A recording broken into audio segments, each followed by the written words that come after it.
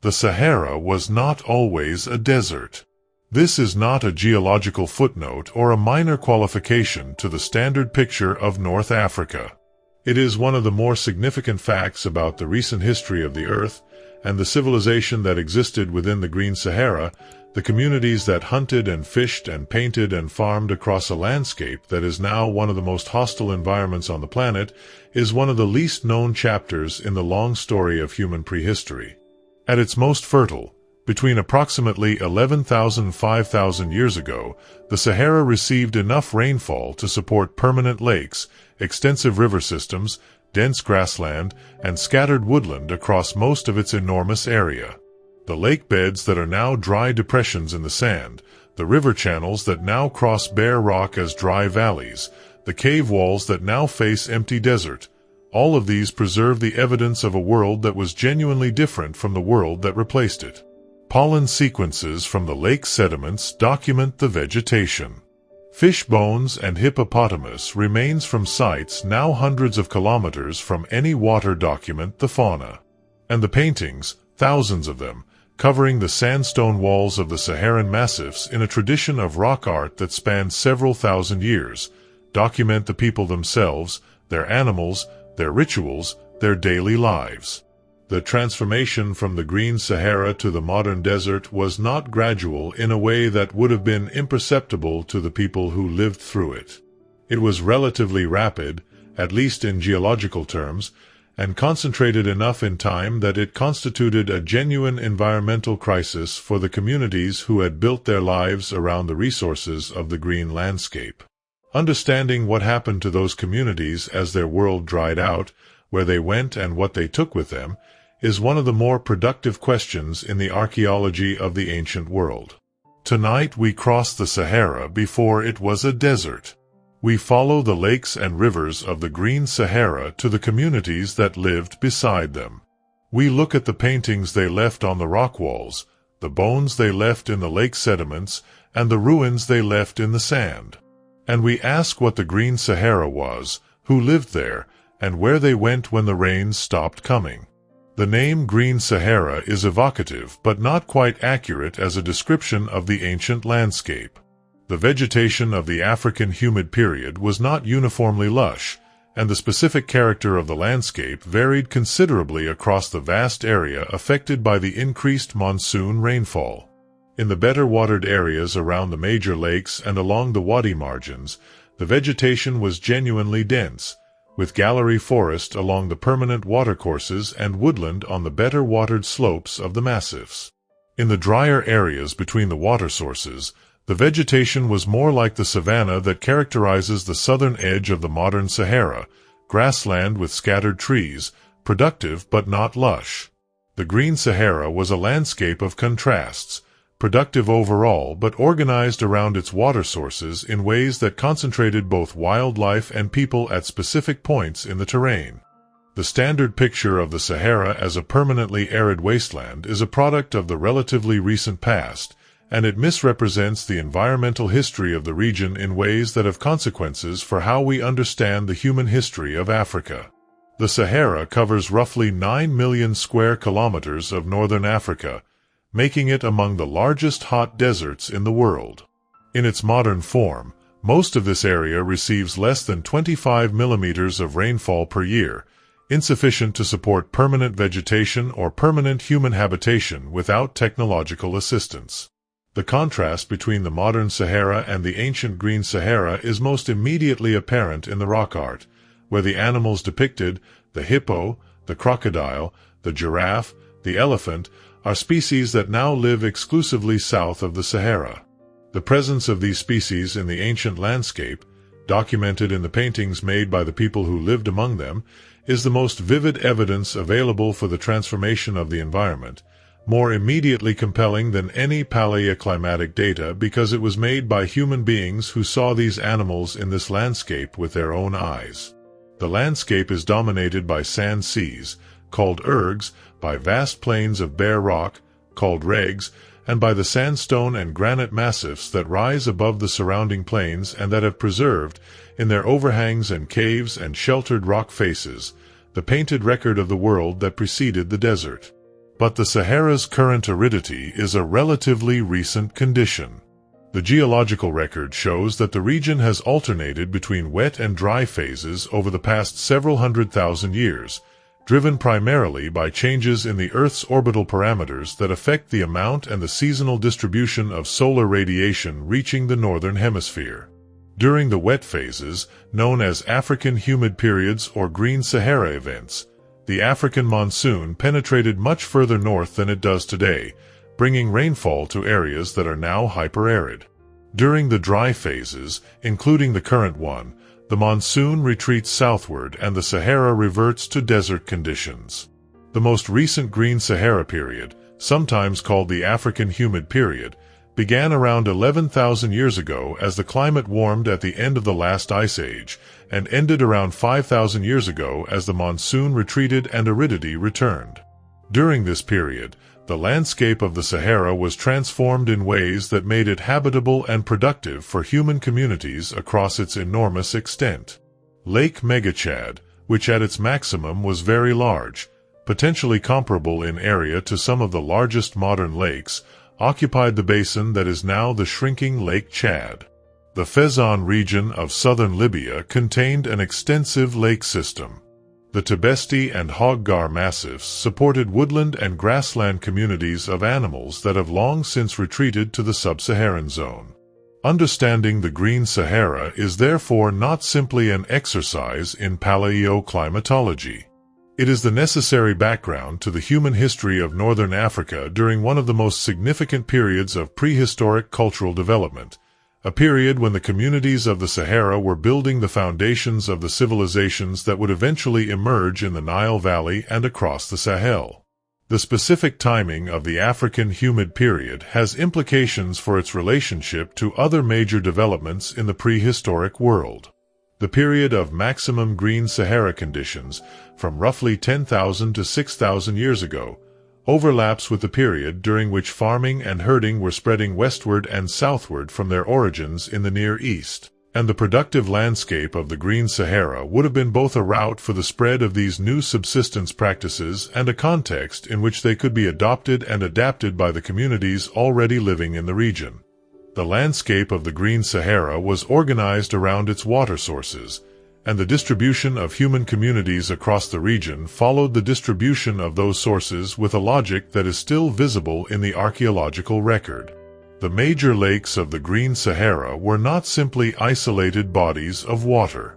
They were the focal points of productive ecosystems that supported diverse communities of animals and, around their margins, dense human populations. Lake Megachad, in the basin that is now the southern Sahara and Sahel, was surrounded by the grasslands and gallery forests that the regular rainfall of the African humid period sustained, and its shores were occupied by communities of fishers and hunters whose material culture is well documented in the archaeological sites now preserved in the desiccated landscape around the modern Lake Chad. The wadis, the seasonal river channels that drained the Saharan massifs during the rainy season, were the arteries of the Green Sahara landscape, carrying water from the higher ground of the central massifs to the lower basins where the major lakes formed. During the wet season, these wadis would have been active rivers, carrying substantial volumes of water and supporting the riparian vegetation that made them particularly productive environments. During the dry season, water would have remained in specific pools and seeps along the wadi courses, concentrating both the wildlife and the human communities at specific points in the landscape. The Saharan massifs, the Tibesti, the Hoggar, the Tassalai Eniger, and the Fezzan highlands were the heartland of the Green Sahara civilization in the sense that they provided reliable water, in the form of springs and seasonal streams fed by the higher rainfall of the elevated terrain, and that they preserved in their rock shelters and overhangs the painted record of the world that surrounded them. The massifs also provided the sandstone and granite surfaces on which the rock art tradition developed, and the concentration of paintings in these areas reflects both the availability of suitable surfaces and the importance of the massifs as places of human habitation and ritual significance. The specific geography of the Green Sahara, its lakes and rivers and massifs, and the routes that connected them, shaped the distribution of human communities across the region and the patterns of movement and exchange that connected those communities to each other. Understanding this geography is the necessary foundation for understanding the archaeology of the period. The specific locations of the major water bodies of the Green Sahara are known with increasing precision from the combination of geological survey, remote sensing, and paleoclimatic analysis that has been applied to the region over the past several decades. The major lake basins are identifiable in the modern landscape as large flat-floored depressions, often with the remnants of shoreline features visible at their margins, and the ancient river channels that connected them are visible in certain satellite imagery as buried features that preserve the lines of the ancient drainage network in the modern desert surface. Shaped the distribution of human communities across the region and the patterns of movement and exchange that connected those communities to each other. The discovery and study of the Green Sahara's human heritage has unfolded over more than a century of exploration, and the picture of the ancient civilization has become progressively richer and more complex as research has expanded. The first European accounts of Saharan rock art date to the 19th century, when explorers and soldiers crossing the region began to report the painted and engraved images they encountered on the rock faces of the massifs. The systematic study of the rock art began in the early 20th century, with the expeditions of Henri Lot to the Tassalai-Enajur Plateau of southern Algeria in the 1950s producing the first comprehensive documentation of a major Saharan rock art site and introducing the tradition to a wide international audience. Lot's accounts of the Tassalai paintings, published in a book called The Search for the Tassalai Frescoes, made the Green Sahara a subject of popular as well as scholarly interest and established the broad outlines of the rock art sequence that later researchers would refine.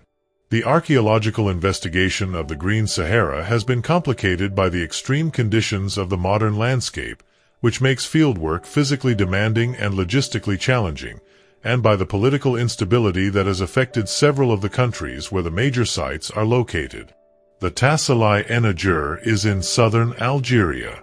The Fezzan sites are in southern Libya. The Tibesti Massif is in northern Chad. The Hoggar is also in southern Algeria. Each of these regions has presented different logistical and political challenges to researchers over the decades, and the progress of research has been significantly affected by the availability of access. The work of the archaeologist Paul Sereno and his colleagues in the Tenera region of Niger in the early 2000s produced one of the most significant recent discoveries from the Green Sahara.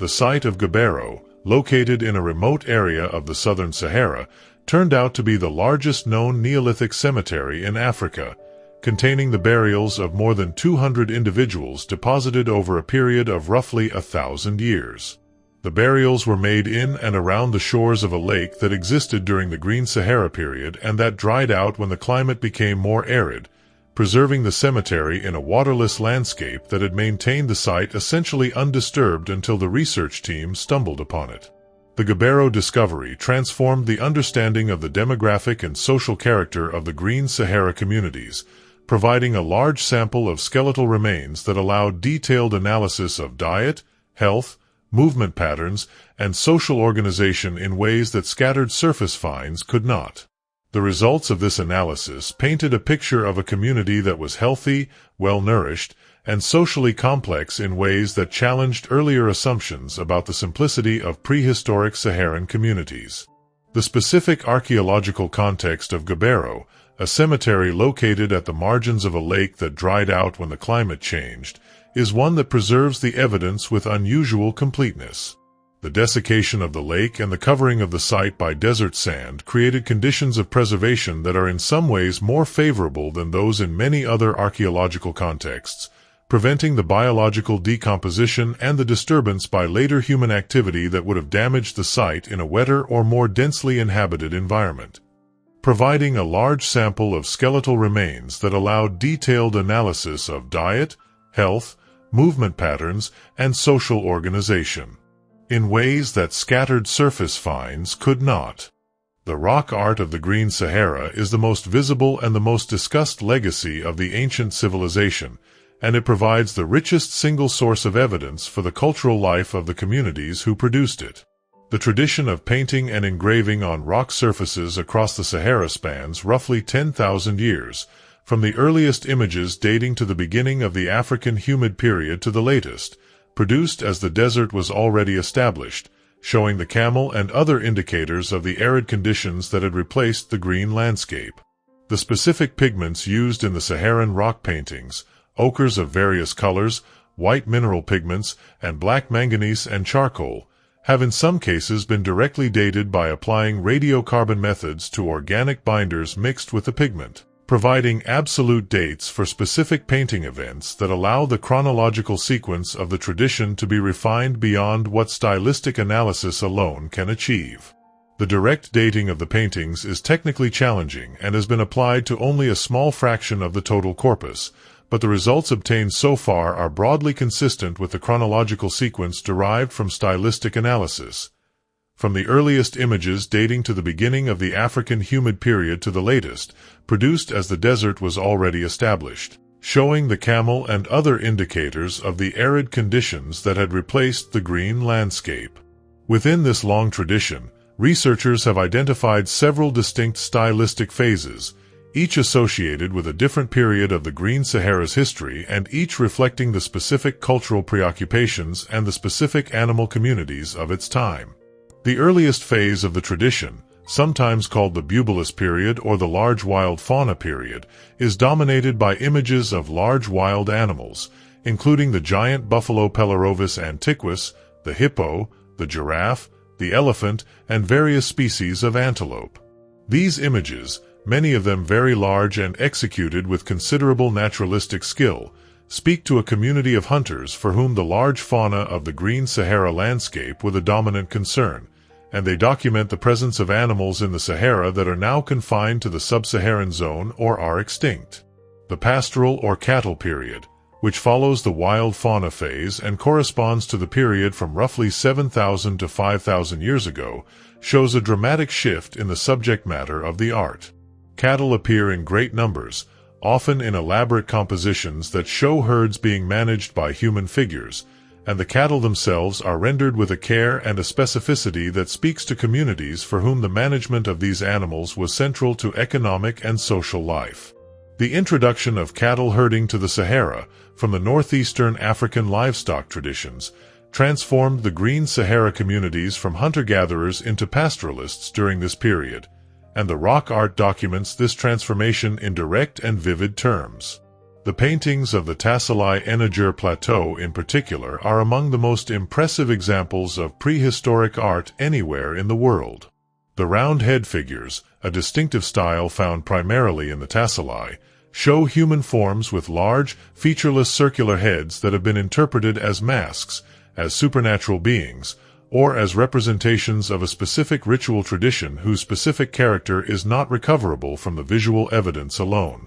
These figures are sometimes associated with what appear to be ritual scenes, involving music, dance, and the use of substances that some researchers have interpreted as psychoactive plants, though these interpretations remain contested.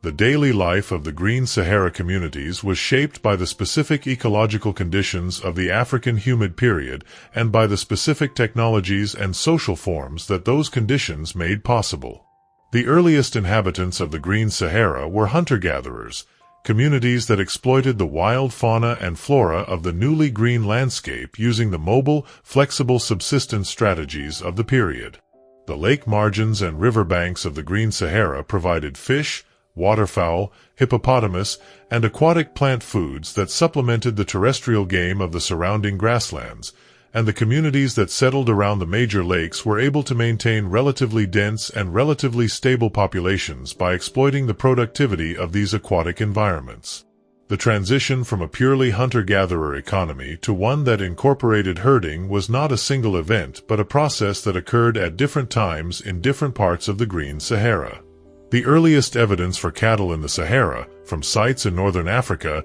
dates to roughly 7,000 years ago, but the adoption of herding was not uniform across the region, and some communities maintained hunter-gatherer or fisher economies alongside the expanding herding tradition for many generations after cattle first appeared in the area. Communities that exploited the wild fauna and flora of the newly green landscape using the mobile, flexible subsistence strategies of the Mesolithic period. The introduction of cattle herding into the Sahara, which appears to have occurred around 7,000 years ago based on the combined evidence of the rock art, the bone assemblages from archaeological sites, and the genetic analysis of ancient cattle remains, transformed the subsistence basis of many Green Sahara communities. Cattle herding allowed communities to exploit the grassland resources of the open Sahara more efficiently than hunting alone could do, by converting the grass into animal protein that could be moved from place to place as the seasonal availability of grazing varied. The pastoral communities of the cattle period Sahara were mobile in the specific way that pastoralists are mobile, following the seasonal patterns of rainfall and grass growth across the landscape rather than the seasonal patterns of wild animal migration.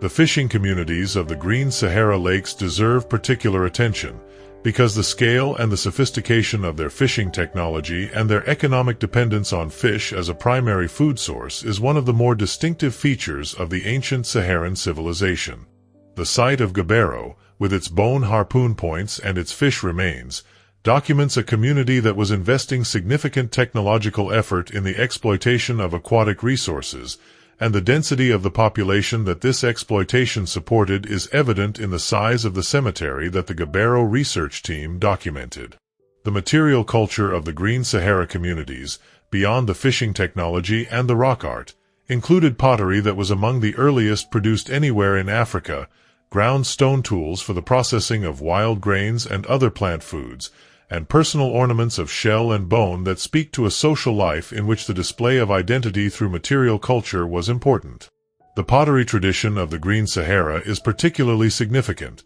because the wavy line pottery found at sites across the region from Sudan to Mali is one of the earliest ceramic traditions in the world, and its wide distribution across the Sahara speaks to the exchange networks and the cultural connections that link the communities of the ancient green landscape.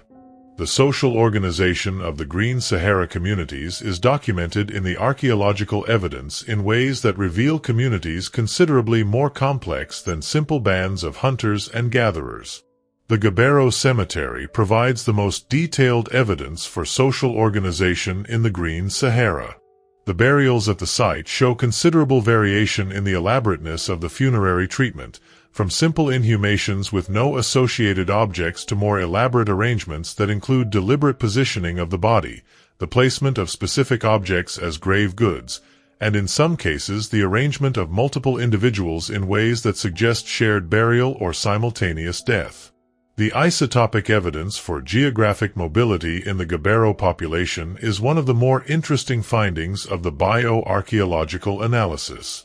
The strontium isotope signatures preserved in the tooth enamel of some individuals suggest that they grew up in geographic areas different from where they were buried, indicating that the community incorporated individuals from different geographic origins rather than being a closed, entirely locally born population. This evidence for mobility and for the movement of individuals between communities is consistent with the broad social networks that the exchange of marine shells implies. The most discussed burial at the site is a triple interment of a woman and two children, arranged so that the woman's arms embrace the children in a posture that is immediately recognizable as expressing the affective bonds of the family relationship. This burial speaks across 8,000 years of separation with a directness that no amount of archaeological interpretation is required to appreciate. The diet of the Gabbero population, reconstructed from the stable isotope analysis of the skeletal remains, shows a community that was consuming substantial quantities of fish, consistent with the location of the site at a lakeside. The health of the population, assessed from the skeletal evidence for disease, growth disruption, and physical stress, was relatively good, suggesting that the Green Sahara lake environment was providing adequate nutrition for the community that lived beside it. The physical size of the individuals, which is above average for prehistoric African populations, is also consistent with a community that was well nourished. The presence of two distinct populations at the Gabbero site, identified by the researchers on the basis of differences in skeletal morphology and separated in time by a gap of roughly 1,000 years, speaks to the dynamic character of the Green Sahara human geography. The site was occupied by one community, abandoned, and then reoccupied by a different community, a pattern consistent with the environmental variability of the African humid period, during which dry intervals interrupted the generally wet conditions and forced communities to move and then return as conditions improved. The long-distance connections of the Green Sahara communities are documented in the presence of marine shells, obtained from the Mediterranean or the Red Sea, in burial contexts hundreds of kilometers from any coast. The movement of these shells across the Sahara implies the maintenance of exchange networks connecting communities across very large distances, and speaks to a social world that was more connected and more complex than its geographic setting might suggest. The paintings of the Green Sahara document not only the animals and the daily activities of the communities who made them but their spiritual and ritual life, their understanding of the relationship between the human world and the world of the supernatural. The shamanic interpretation of some Saharan rock art has been influential and continues to generate debate. Some researchers have argued that certain of the painted figures, particularly the round head figures of the Tassili Eniger and the dancing and transforming human figures found at sites across the Sahara, represent the experiences of ritual specialists who are accessing altered states of consciousness through specific techniques. The sheer number of individual painted figures and scenes in the Saharan rock art tradition, estimated in the tens of thousands across the full extent of the tradition, gives the corpus a statistical power that individual interpretive accounts cannot match. When the same symbolic forms recur across thousands of kilometers of landscape and across several thousand years of time, the interpretation of those forms as reflecting specific and shared cultural traditions rather than the idiosyncratic choices of individual artists becomes more persuasive. Some researchers have argued that certain of the painted figures, particularly the round head figures of the Tassili Eniger and the dancing and transforming human figures found at sites across the Sahara, represent the experiences of ritual specialists who are accessing altered states of consciousness through specific techniques, and that the paintings are records of visionary experiences rather than documentary depictions of ordinary reality. The parallels with the shamanic rock art traditions of southern Africa and other regions lend some credibility to this interpretation, though it remains contested. The cattle paintings of the pastoral period raise different interpretive questions. The care with which specific cattle are rendered in the art, including individual animals shown with specific coat patterns, horn shapes, and body proportions, speaks to communities for whom the identification and valuation of specific animals was culturally significant. In many pastoralist cultures documented ethnographically, specific cattle serve as the primary medium through which wealth, social relationships, and prestige are expressed and negotiated, and the elaborate representations of cattle in the rock art may reflect a similar cultural centrality of the animal in the social life of the Green Sahara pastoralists. The human figures in the art are among its most compelling elements. They are shown in a range of activities that document the daily life and the ritual practice of the communities.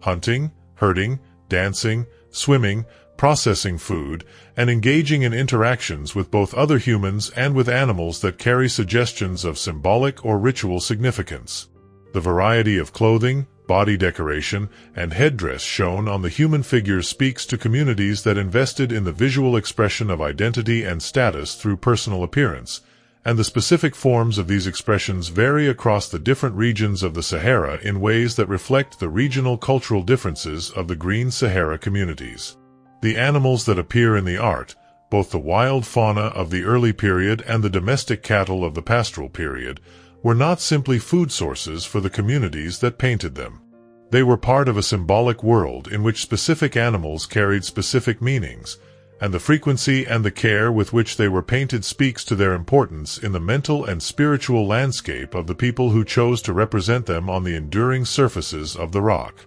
The environment of the Green Sahara was productive enough to support dense human populations, but it was not uniform, and the specific character of different parts of the landscape shaped the different communities that inhabited them. The lake margin environments of the major Green Sahara lake basins were among the most productive available to the ancient communities of the region. The combination of aquatic protein sources, shoreline vegetation, and the grasslands and woodland that developed in the better-watered areas around the lakes provided a diverse range of food sources that could support relatively dense and relatively stable populations. The seasonal dynamics of the Green Sahara landscape would have required communities to develop detailed knowledge of the temporal as well as the spatial distribution of resources. The timing of the fish runs in the wadi systems, the seasonal flooding that brought the hippos and the crocodiles into specific areas of the landscape, the seasonal migrations of the large grazing herds, and the seasonal availability of specific plant foods.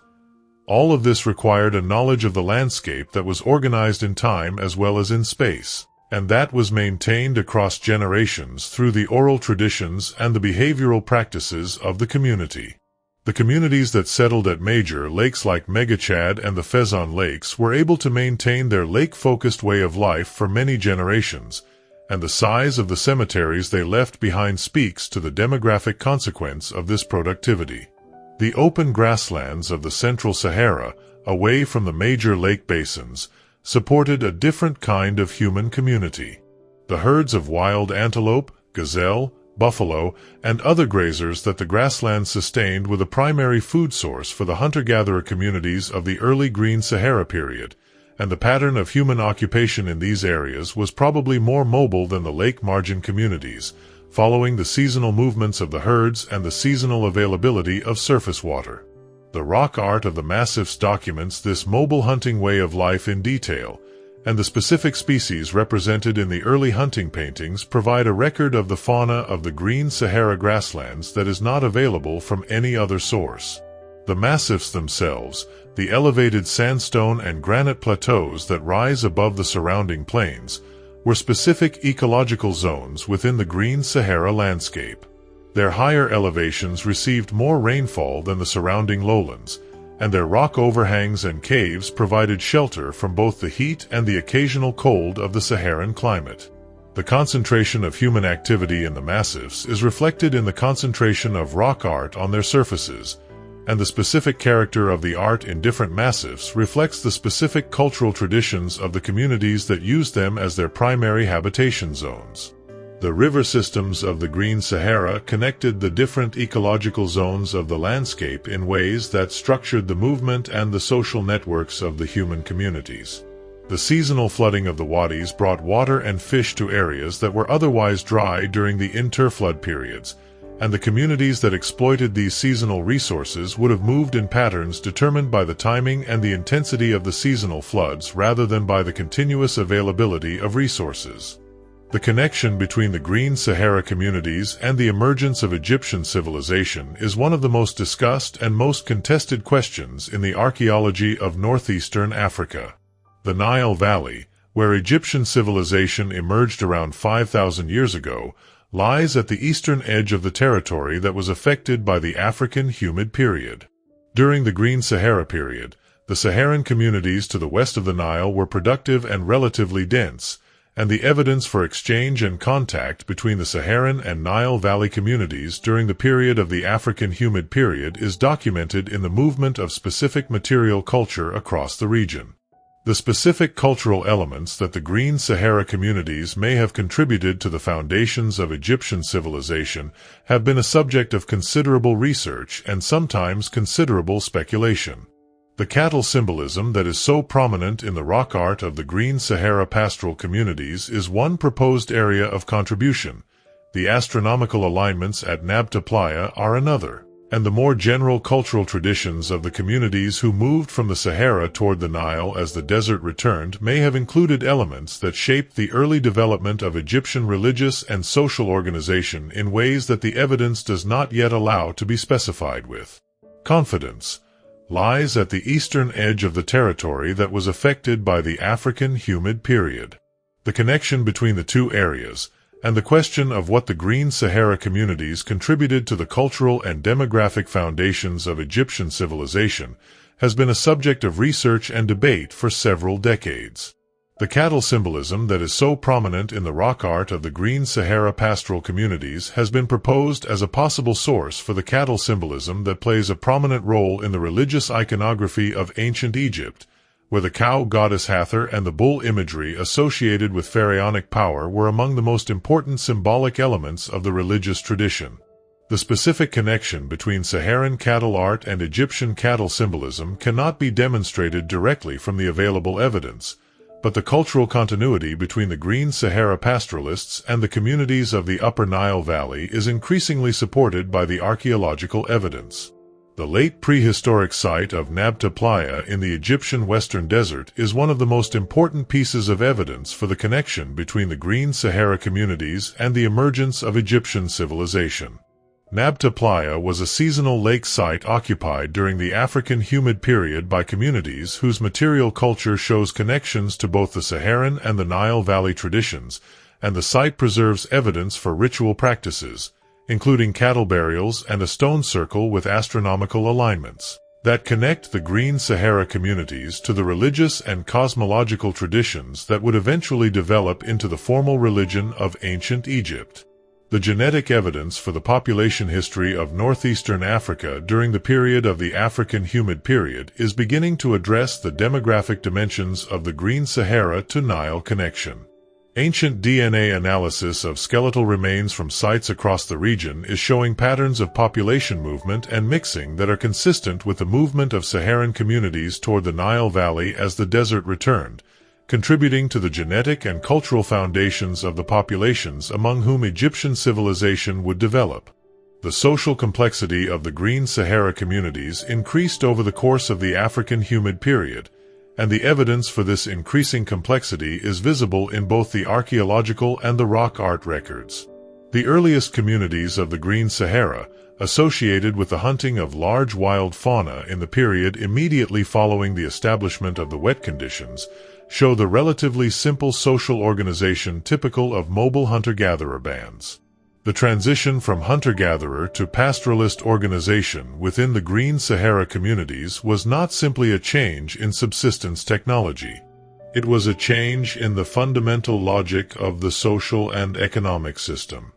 Hunter-gatherer communities organized their social life around the sharing of wild resources in ways that maintained group cohesion and limited the accumulation of individual wealth. Pastoralist communities organized their social life around the ownership of animals in ways that allowed for the accumulation of herds, and hence of wealth, by successful individuals and families. The introduction of cattle herding into the Green Sahara therefore introduced the possibility of wealth accumulation and the social differentiation that follows from it. In the period immediately following the establishment of the wet conditions, show the relatively simple social organization typical of mobile hunter-gatherer bands. The sites of this period are generally small, with limited evidence for permanent structures or for the accumulation of material wealth that would indicate marked social differentiation. The rock art of this period, dominated by large animals rendered with naturalistic skill,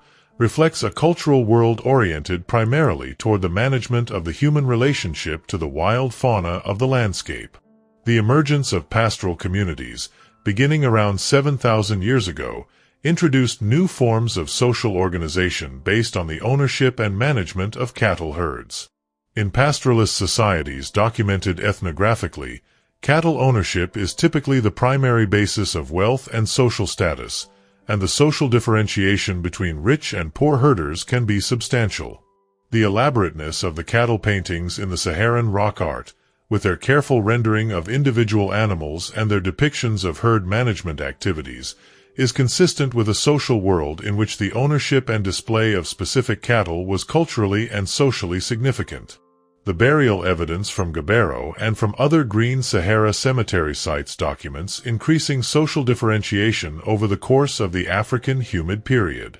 The early burials at Gabbero show relatively little variation in the elaborateness of the funerary treatment, consistent with the relatively egalitarian social organization of the lake margin hunter-fisher communities. The later burials show more variation, with some individuals receiving more elaborate treatment than others in ways that suggest the emergence of social distinctions that were marked in death as well as in life. The evidence for specialized craft production in the later Green Sahara period, including the elaborately decorated pottery that characterizes the later phases of the ceramic tradition and the evidence for the production of personal ornaments from non-local materials, is consistent with a community in which some individuals were specializing in specific craft activities rather than participating equally in all aspects of the subsistence economy. This specialization is one of the hallmarks of increasing social complexity, and its appearance in the later Green Sahara communities is consistent with the broader picture of developing complexity over the course of the African humid period. The connections between the Green Sahara communities and the wider prehistoric world of Africa and the Mediterranean document a civilization that was not isolated but was embedded in networks of exchange and contact that extended across a very large geographic area. The distribution of the wavy line pottery tradition, which appears at sites across the Sahara from Sudan to Mali and which represents one of the earliest ceramic traditions in Africa, is one of the most striking indicators of the geographic scale of the cultural connections within the Green Sahara world. The specific mechanism through which the wavy line pottery tradition spread across the Sahara is a matter of ongoing discussion. The options range from the movement of people, carrying their pottery-making skills with them as they migrated across the landscape, to the transmission of the specific design tradition through exchange and imitation without the movement of the people who originally developed it. The geographic scale of the distribution and the consistency of the specific design tradition across such a wide area suggests that whatever the mechanism of transmission, it was effective enough to maintain a recognizable cultural tradition across thousands of kilometers of landscape, which appears at sites across the Sahara from Sudan to Mali and which represents one of the earliest ceramic traditions in Africa, is one of the most striking indicators of the geographic scale of the cultural connections within the Green Sahara world. The specific design tradition of wavy line decoration, applied to pottery using a comb-like instrument drawn across the wet clay surface before firing, appears with remarkable consistency across sites separated by thousands of kilometers, and its distribution speaks to a level of cultural contact and exchange that researchers did not initially expect to find in the prehistoric Sahara. The movement of marine shells from the Mediterranean and Red Sea coasts into the interior of the Sahara, documented in the burial contexts of sites like Gabbero, demonstrates that the Green Sahara communities were connected to the coastal world through exchange networks that operated across very long distances. The shells appear in burial contexts that suggest they were valued objects, obtained through exchange relationships that required the maintenance of social connections across hundreds of kilometers of landscape. The people who were buried with these shells at lake margin sites deep in the Sahara were members of communities that were connected, through chains of exchange, to communities on the shores of the Mediterranean. The cattle that were introduced to the Sahara around 7,000 years ago came ultimately from the Near East, where cattle had been domesticated in the Fertile Crescent several thousand years earlier. The route by which cattle reached the Sahara, whether through the Nile Valley or through some other pathway across northeastern Africa, is a matter of ongoing research, but the introduction itself speaks to the connection between the Green Sahara and the wider world of early agricultural communities that was spreading across the ancient Near East and into Africa during this period. The rock art tradition of the Green Sahara shows some connections to the rock art traditions of other African regions, particularly the traditions of southern Africa and the Nile Valley, though the specific nature of these connections, whether they reflect direct cultural contact or independent development of similar forms, is difficult to determine from the visual evidence alone. What is clear is that the Green Sahara did not develop its cultural traditions in complete isolation from the rest of the African continent, and that the specific character of the ancient Saharan civilization was shaped by its position at the intersection of the African, Mediterranean, and Near Eastern cultural worlds. The central mystery of the Green Sahara civilization is what happened to its people when the desert returned. The end of the African humid period, which occurred rapidly in geological terms between approximately 5,000–4,000 years ago, transformed the Green Sahara landscape from a productive environment into the hyperarid desert that it is today. The speed of this transformation was significant enough to constitute a genuine environmental crisis for the communities who had built their lives around the resources of the green landscape, and the question of how those communities responded to the crisis is one of the most important questions in the archaeology of northeastern Africa.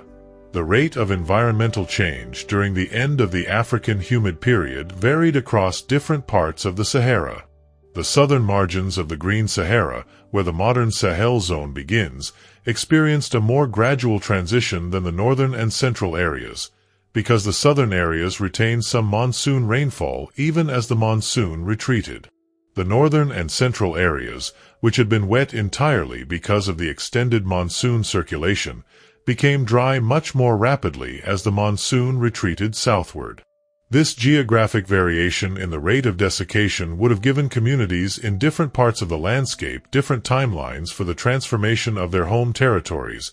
and the responses of different communities to the changing conditions would have been shaped by these different timelines. Between approximately 5,000 and 4,000 years ago, transformed the Green Sahara landscape from a productive environment into the hyper-arid desert that it is today. The evidence for the abandonment of specific sites across the Sahara as the climate became more arid is visible in the archaeological record in the form of the stratigraphic discontinuities that mark the end of occupation at lake margin sites, in the retreat of the cattle paintings in the rock art from the driest areas of the Sahara toward the massifs and the southern margins of the region, and in the genetic evidence for significant population movement across northeastern Africa in the period corresponding to the end of the African humid period. Several possible destinations have been proposed for the dispersing Green Sahara communities. The Nile Valley, which remained a productive environment even as the surrounding desert returned to aridity,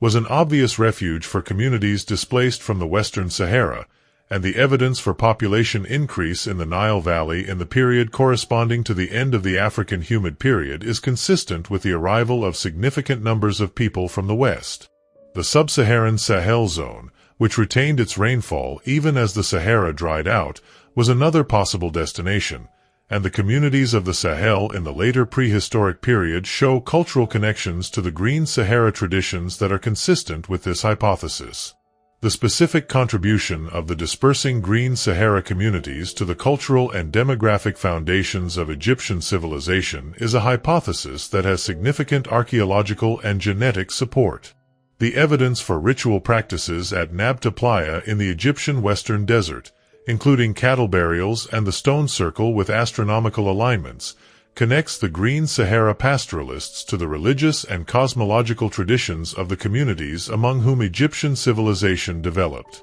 The movement of people from the increasingly arid Sahara toward the Nile Valley may have been one of the demographic pressures that concentrated the population of northeastern Africa in the river valley and created the conditions for the emergence of state-level social organization. The possible explanations for the transformation of the Green Sahara into the modern desert are well understood in their broad outlines,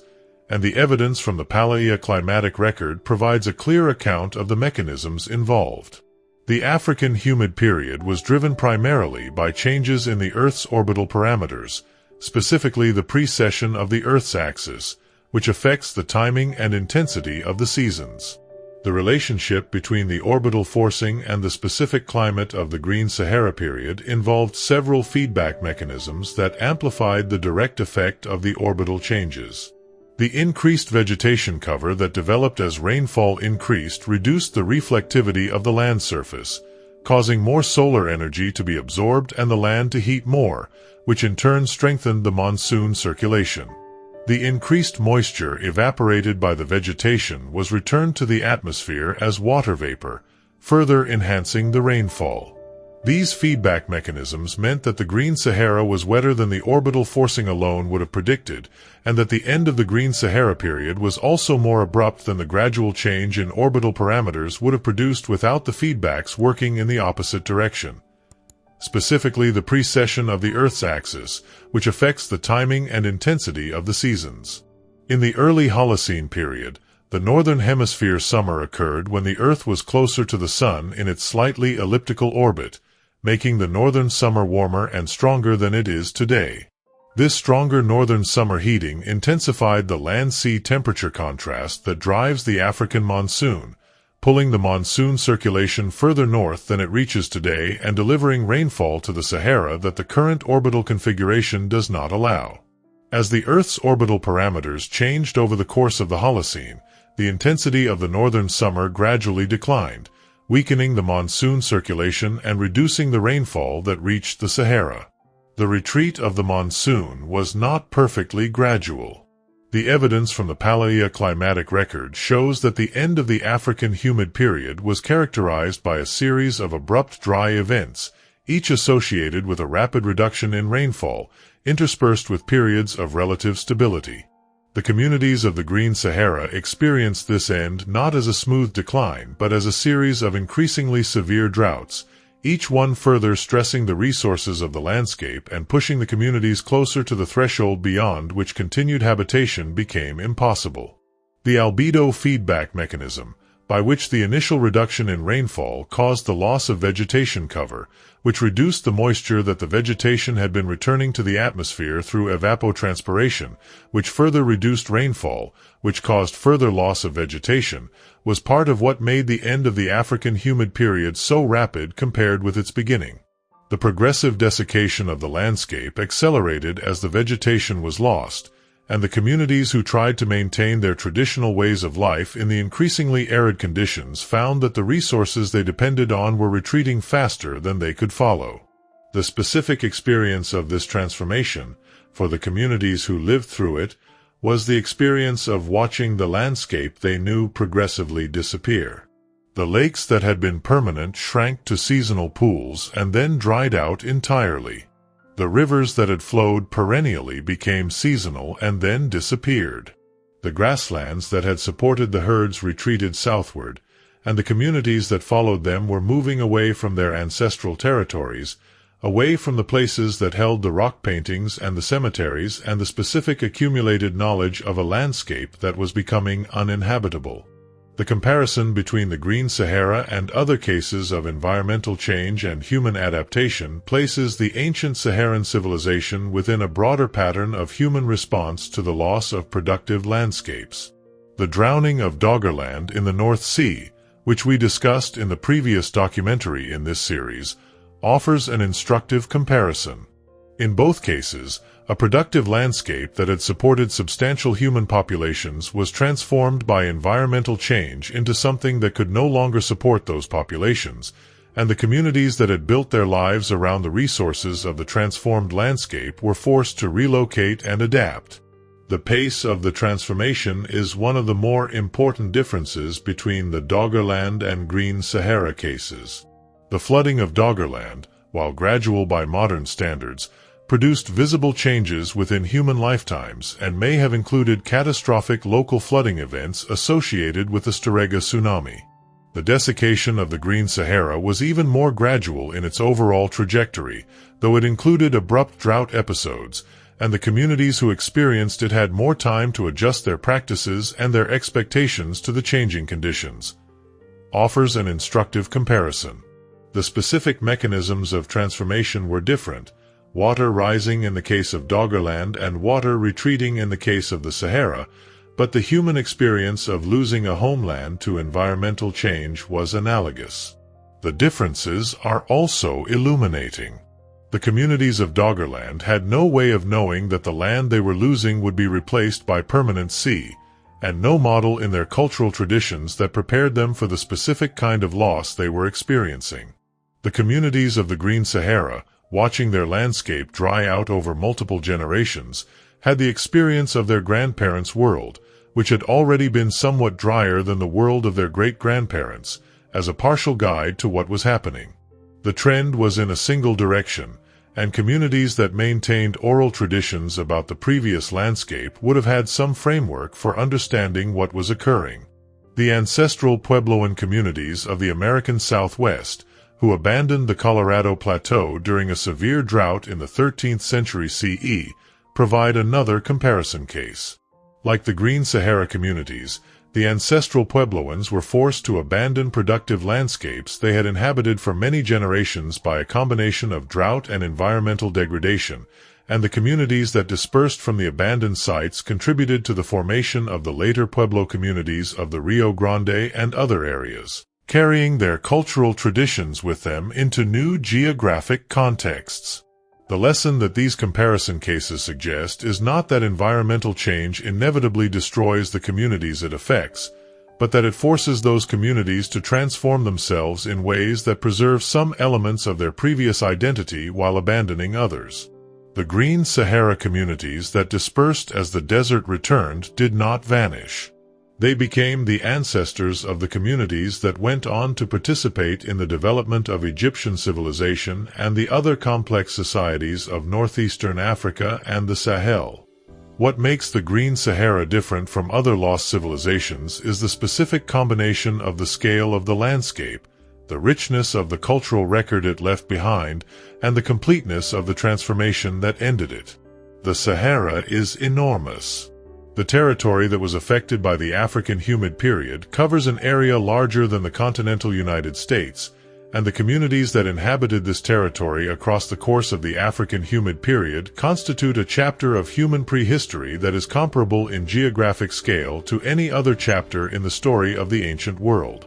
The communities who built their lives in the Green Sahara were not a marginal population on the periphery of more significant civilizations elsewhere. They were, during the period of the African humid period, one of the largest and most diverse concentrations of human population on the African continent. The rock art tradition of the Green Sahara is one of the richest bodies of evidence for the cultural life of any prehistoric African community, and its geographic distribution and its temporal span make it a remarkable archive of several thousand years of human cultural development. The paintings and engravings of the Tassalai Enager, the Fezon, the Tibesti, and the other major art sites of the Sahara document the full range of human concerns across this period, from the practical details of hunting and herding to the more abstract dimensions of ritual and cosmological life. No other prehistoric African tradition has left a comparable visual record. The completeness of the transformation that ended the Green Sahara is part of what makes the story so compelling. The communities who inhabited the ancient landscape did not simply move away and leave their world behind in a recognizable form.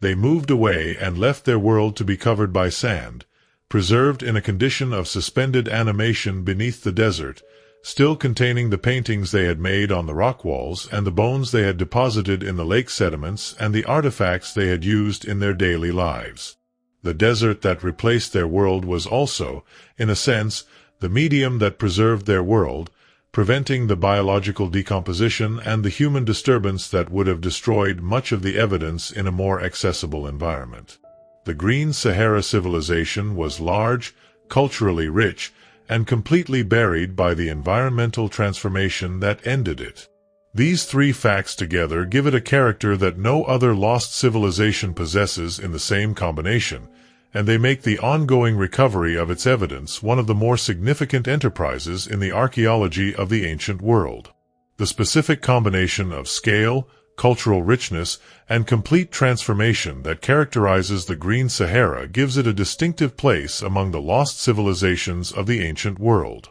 It was not a civilization that was destroyed by conquest or absorbed by a more powerful neighbor.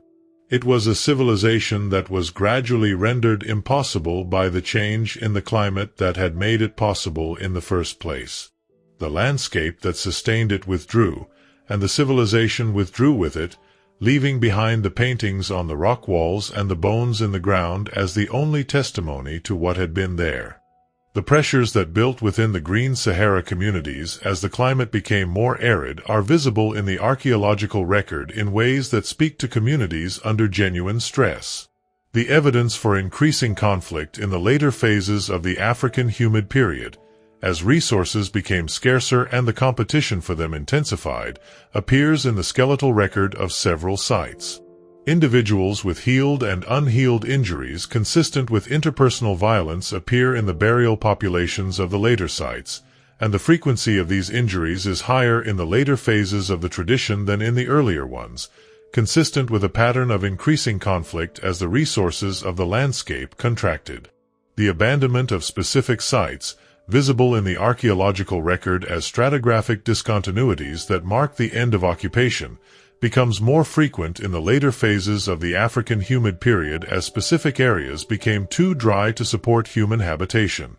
The pattern of abandonment was not uniform across the landscape. The areas around the major lakes were generally occupied longer than the more marginal areas,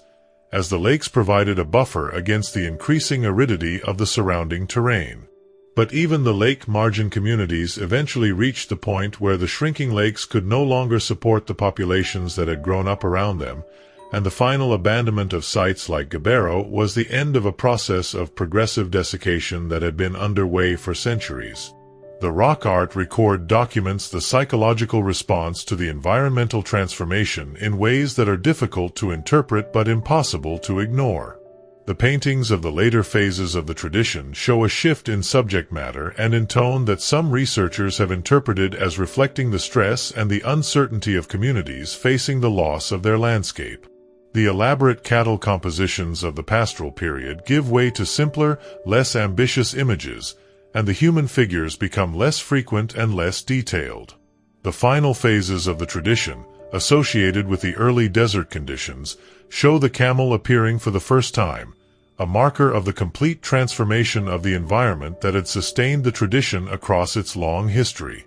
The specific human experience of watching the world of the parents and grandparents become unavailable to the children and grandchildren, of trying to maintain traditional ways of life in a landscape that was progressively refusing to support them, is one that the archaeological evidence documents in outline but cannot fully recover. The specific decisions made by specific communities, to stay or to move, to follow the retreating resources or to find new resources, to maintain contact with the communities they had left behind or to integrate fully into the new communities they found in new locations, are decisions that shaped the cultural and demographic history of northeastern Africa in ways that are still visible in the populations and the traditions of the modern world. The end of the Green Sahara was not the end of the people who had lived within it, and the traces of the ancient civilization are visible in the cultures and the genes of the modern communities of the region. The pastoral traditions of the Sahel and the savanna zones south of the Sahara show cultural connections to the Green Sahara pastoral communities that are visible in the specific techniques of cattle management, in the symbolic importance of cattle in the social life of the communities, and in the rock art traditions that continue in some areas of the Sahel into the historical period. The Tuareg communities of the Central Sahara, who have maintained a herding way of life in the desert across many centuries, are in some respects the heirs of the Green Sahara pastoral tradition, maintaining a connection to the landscape and a set of adaptive strategies that go back to the communities who first managed cattle in the ancient green landscape. The genetic evidence for the dispersal of the Green Sahara communities is becoming clearer as ancient DNA analysis is applied to skeletal remains from sites across the region.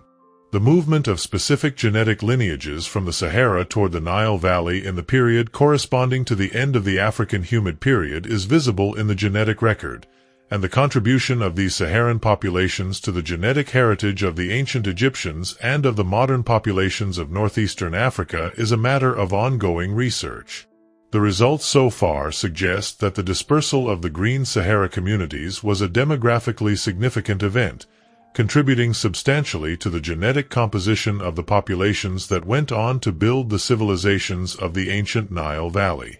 The languages of the communities who inhabited the Green Sahara are not directly recoverable, because the communities did not develop writing systems and left no text in any language. But the linguistic geography of northeastern Africa preserves some indirect information about the movements of prehistoric populations and the distribution of the Afroasiatic language family, which includes the ancient Egyptian language, the Semitic languages, the Berber languages, and several other language families of northeastern Africa and the Near East, has been proposed as evidence for the prehistoric movements of populations that included the Green Sahara communities. The specific relationship between the Green Sahara communities and the Afroasiatic languages is contested, but the hypothesis that the dispersal of Green Sahara communities contributed to the spread of Afroasiatic languages across northeastern Africa is one that several researchers have defended.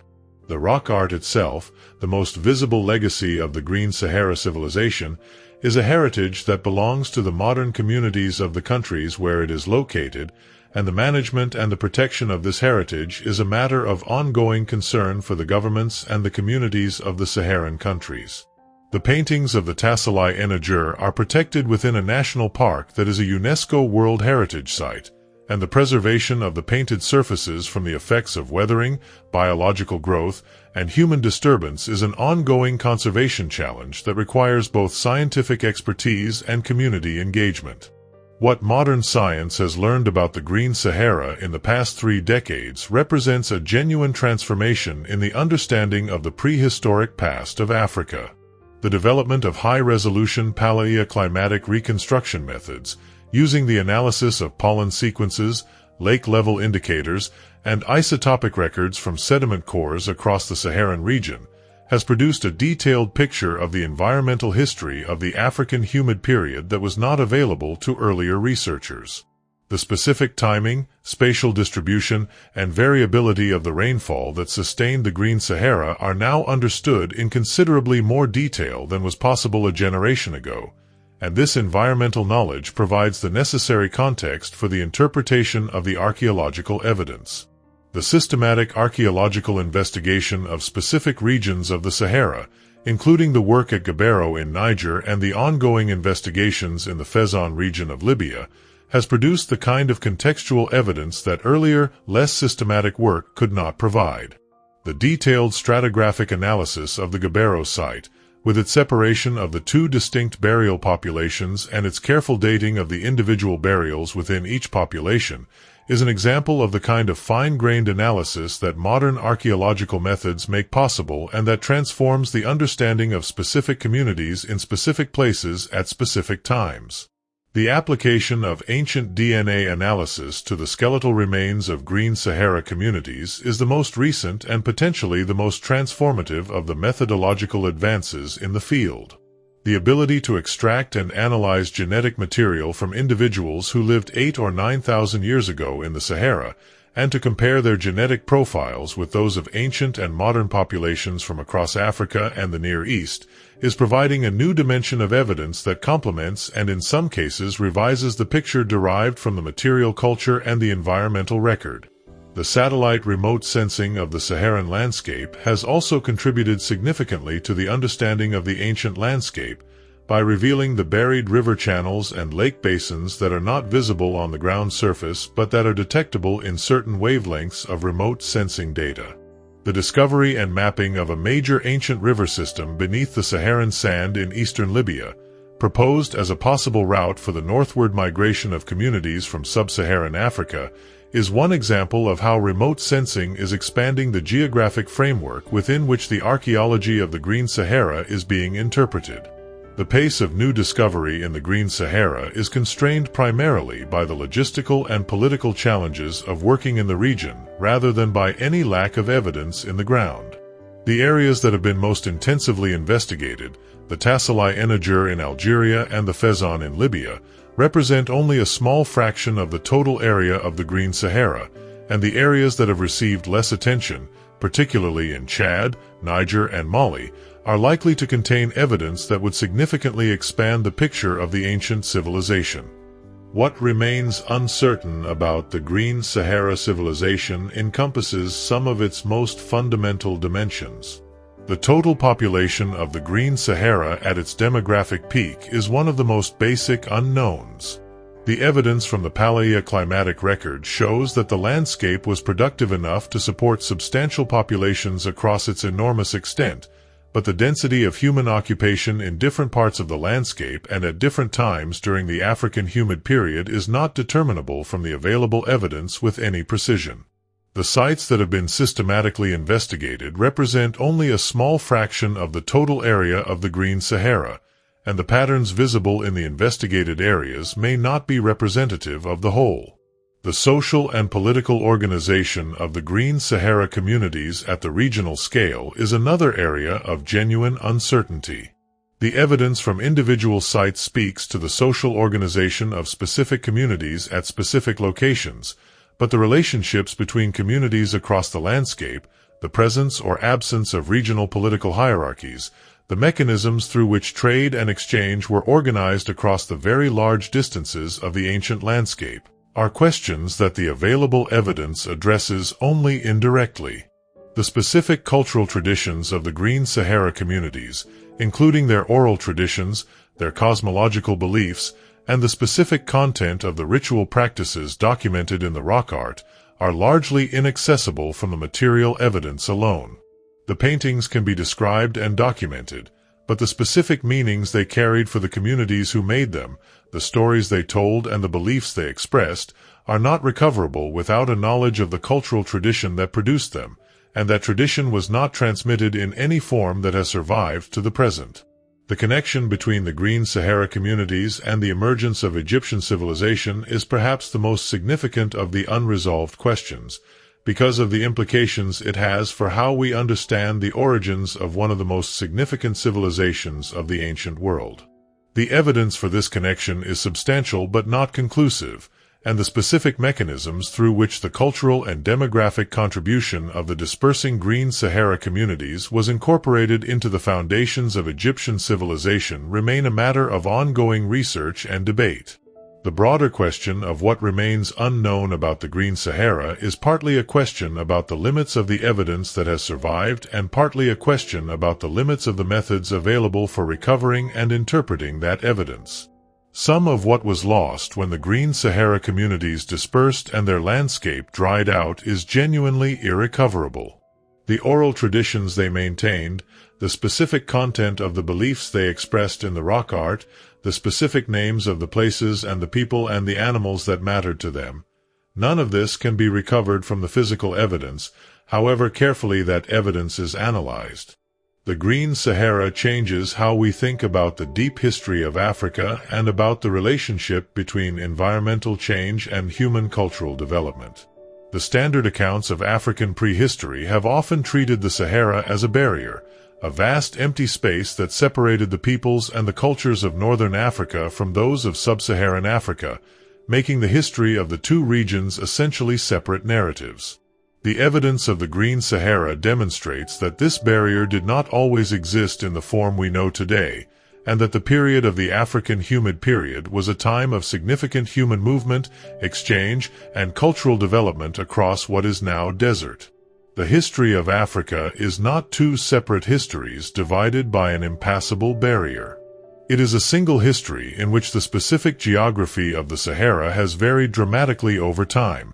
connecting and separating different populations in different periods. The specific contribution of the Green Sahara communities to the cultural foundations of Egyptian civilization, if the current evidence is representative of the actual historical connection, would represent a significant revision to the standard accounts of Egyptian origins. Egyptian civilization has often been presented as an essentially autonomous development, emerging from the specific conditions of the Nile Valley without significant input from the surrounding regions. The evidence for the connection with the Green Sahara communities suggests a more complex picture, in which the cultural and demographic contributions of communities from the West played an important role in shaping the foundations of what would become one of the most significant civilizations of the ancient world. The Green Sahara story also changes how we think about the relationship between environmental change and cultural achievement. The communities of the Green Sahara built a rich and complex civilization in a landscape that we now regard as hostile and empty,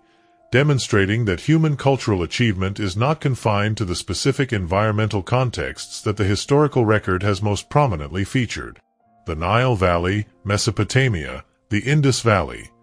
These are the contexts in which civilization is usually said to have begun, and they are all environments of relative abundance. The Green Sahara was also an environment of relative abundance for the duration of the African humid period, and the civilization it supported was a genuine achievement that deserves to be recognized alongside the civilizations of the river valleys. The Green Sahara is a reminder that the world we live in is not the world that has always existed, and that the empty spaces on the modern map were not always empty.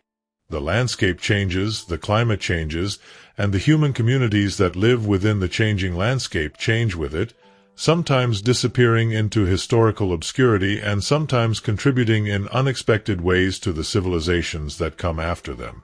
The people of the Green Sahara were real, and the evidence they left behind connects them to the present across 10,000 years of intervening time.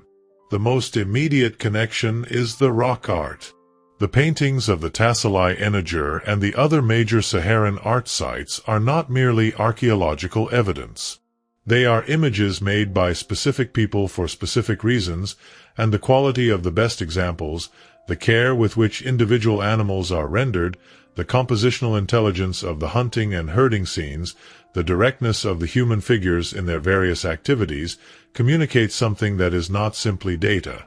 It communicates the presence of skilled, thoughtful, culturally engaged human beings, people who had something to say and who said it in images that have lasted for thousands of years on the walls of the sandstone massifs. The Gabbero triple burial, of a woman and 2 children arranged so that the woman's arms embrace the children, is the single most affecting piece of evidence from the Green Sahara civilization, and it is affecting because it is the physical record of an emotional reality that crosses any cultural or temporal distance. The specific relationship between a parent and children, expressed in the specific gesture of embrace, is not a cultural variable.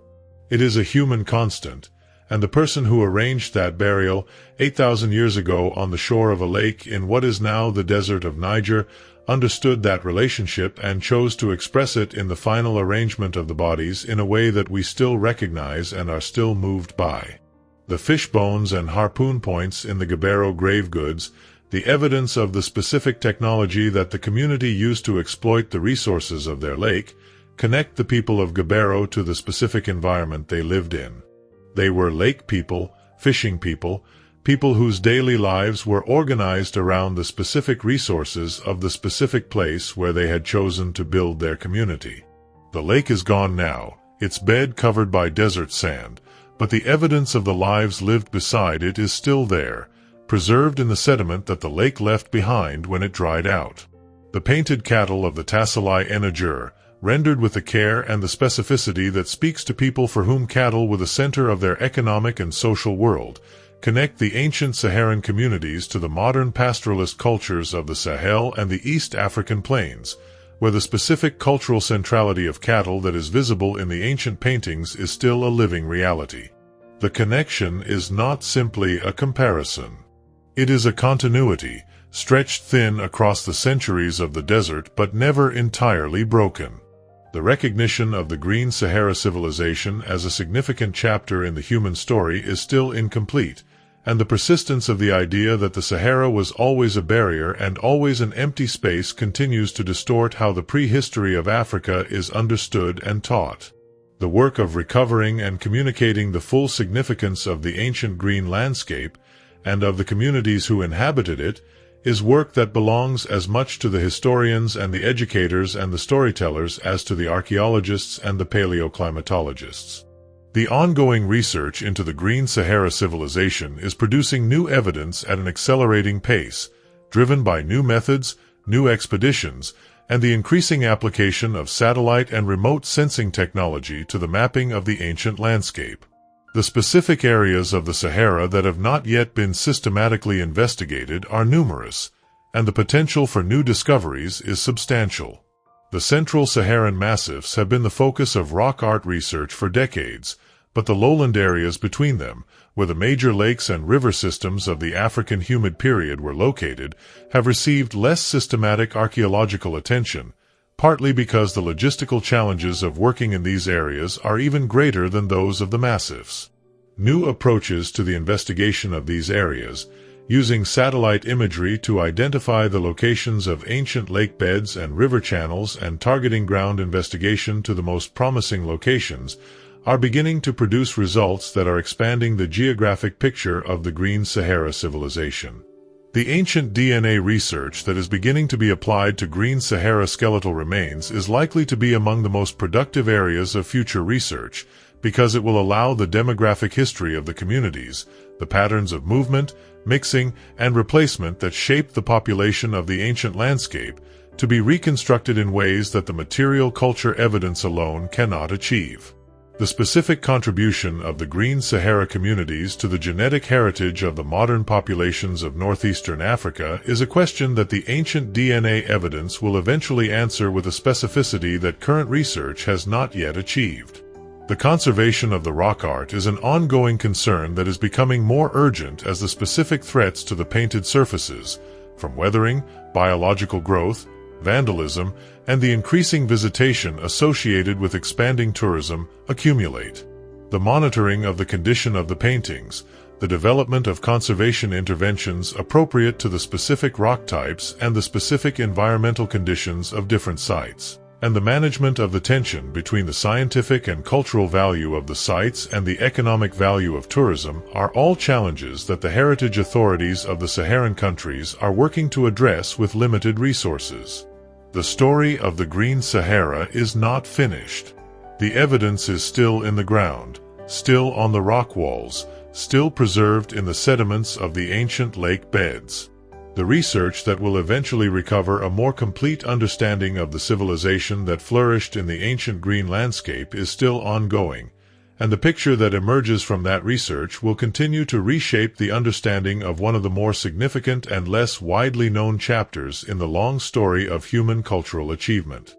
The Sahara at dawn is one of the quieter places in the modern world. The temperature drops before the light comes, the cold of the desert night holding in the air above the sand, and the silence is the kind of silence that has physical weight. Then the sky lightens in the east, and the color of the sand changes as the light strengthens, from the gray of darkness to the gold of early morning, and the shadows of the dunes stretch long across the surface in a way that makes the landscape look, for a moment, like the surface of some other world. Beneath the sand, the ancient landscape is still there. The lake beds of the Green Sahara, filled with the sediment that accumulated across thousands of years of the African humid period, lie under the desert surface at depths that vary from a few centimeters to many meters depending on the location and the subsequent history of the terrain. The pollen in those sediments documents the forests and the grasslands that surrounded the lakes. The fish bones document the species that inhabited the water. The artifacts document the people who lived beside it. And the bones in the cemetery at Gabbero document the specific individuals of a specific community, their bodies arranged in the postures of death and of grief and of family affection that connect them across 8,000 years to the present. The paintings on the rock walls of the Tassili Enager are still there, in the colors that the ancient artists applied to the sandstone surface when the landscape around them was green. The cattle move across the painted landscape as they moved across the actual one. The hunters pursue their prey through a world that the painting preserves and the desert has buried. The round-head figures stand in their ritual postures, performing ceremonies whose specific character we have not recovered and may not be able to recover, but whose general human character, the need to mark the significant moments of the social and spiritual life of the community in permanent images on enduring surfaces, is immediately recognizable. The green world that these images document is gone. The sand has covered it. But the images are still there, and the evidence in the lake sediments is still there, and the bones in the ground are still there, and the story that all of this evidence tells, of a civilization that flourished in the ancient green landscape and dispersed as the desert came, is a story that deserves to be told and heard and considered in the context of the much larger story of what human beings have been and done across the full span of their existence on this planet. If this documentary kept you company through the night, there is more waiting for you. Choose the next film on screen, and let the story keep unfolding.